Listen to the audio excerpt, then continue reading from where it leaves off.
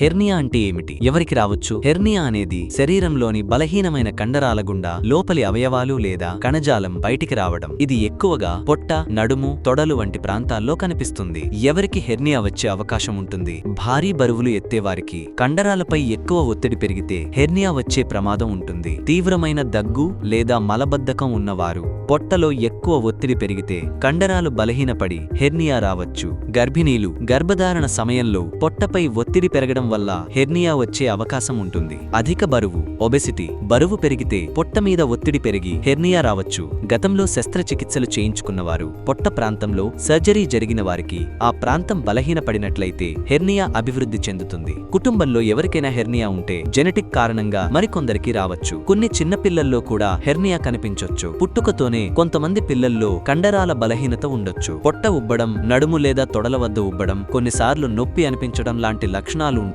డాక్టర్ను సంప్రదించడం మంచిది. తొందరగా గుర్తిస్తే చికిత్స సులభంగా చేయించుకోవచ్చు. మీకు లేదా మీ కుటుంబంలో ఎవరికైనా హెర్నియా సమస్య ఉంటే ఆలస్యం చేయకుండా వెంటనే ట్రీట్మెంట్ రేంజ్ హాస్పిటల్ను సంప్రదించండి.